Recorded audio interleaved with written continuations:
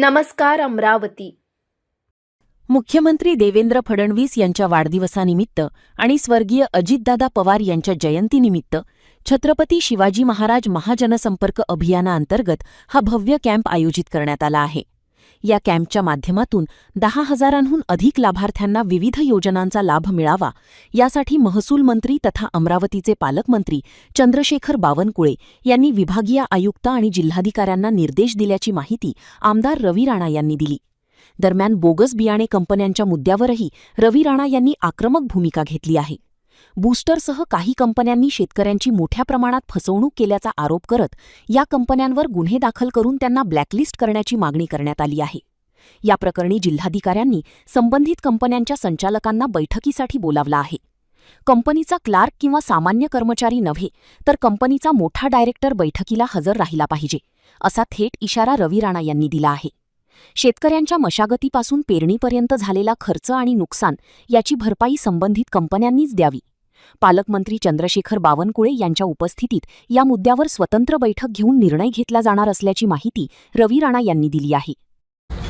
आज छत्रपती शिवाजी महाराज महाराजोत्सव अभियान हे संपूर्ण जिल्ह्याच्या माध्यमातून मुख्यमंत्र्यांच्या वाढदिवसानिमित्त आणि स्वर्गीय अजितदादा पवार यांच्या जयंतीनिमित्त आपण सांस्कृतिक भवनमध्ये आयोजन करत आहे।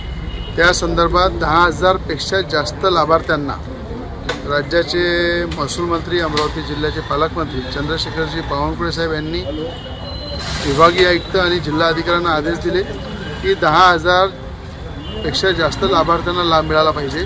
या संदर्भात सगळ्या अमरावती जिल्ह्याचे सगळे आमदार काही ऑनलाईन उपस्थित होते, काही मीटिंगमध्ये उपस्थित होते, जिल्ह्याचे सगळे अधिकारी उपस्थित होते। सगळ्यात मोठा जम्बो कॅम्प हा महाराष्ट्राचे लाडके मुख्यमंत्री देवेंद्र फडणवीस साहेबांच्या वाढदिवसानिमित्त आणि स्वर्गीय अजितदादा यांच्या जयंतीनिमित्त आम्ही आयोजित केलेला आहे। याची बैठक प्रत्येक विभागाचा आढावा आम्ही घेतला आणि प्रत्येक विभागाला जबाबदाऱ्या निश्चित केला आणि मोठा जम्बो कॅम्प या ठिकाणी होत आहे। त्यानंतर शेतकऱ्यांच्या संदर्भामध्ये ज्या बोगस बियाणं सप्लाय करून बूस्टरसारखी कंपनी अशा अनेक 2-4 कंपन्यांनी मोठ्या प्रमाणात शेतकऱ्यांची फसवणूक केली, त्या संदर्भात प्रकाशभाऊ साबळेंनी सुद्धा मोठ्या प्रमाणात आंदोलन केलं। अनेक शेतकरी मैदानामध्ये उतरून त्या कंपन्याला खऱ्या अर्थानं ब्लॅकलिस्ट करण्यासाठी, गुन्हा दाखल करण्यासाठी सगळ्यात पहिले युवासन पार्टीने आवाज उचलला, शेतकऱ्यांसोबत उभं राहून।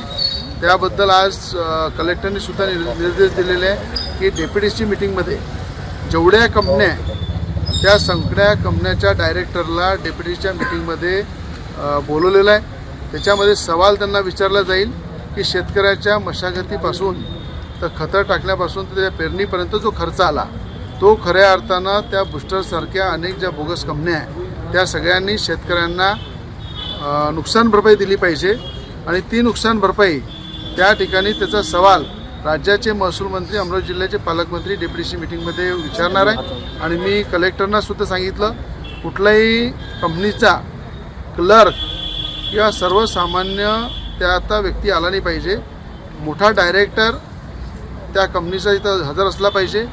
जर त्याला सवाल विचारल्यानंतर त्या शेतकऱ्यांना जे नुकसान भरपाई द्यायची आहे ती पालकमंत्र्यांसमोर जेव्हा त्या बैठकीमध्ये तो निर्णय होईल तर शेतकऱ्यावर आलेलं संकट हे प्रायव्हेट कंपन्याच्या माध्यमातून त्यांना भरपाई झाली पाहिजे याची मागणी डेप्युटीमध्ये स्वतंत्र बैठक घेऊन त्या ठिकाणी सगळ्या कंपन्याच्या डायरेक्टरची मीटिंग आपण घेणार आहे।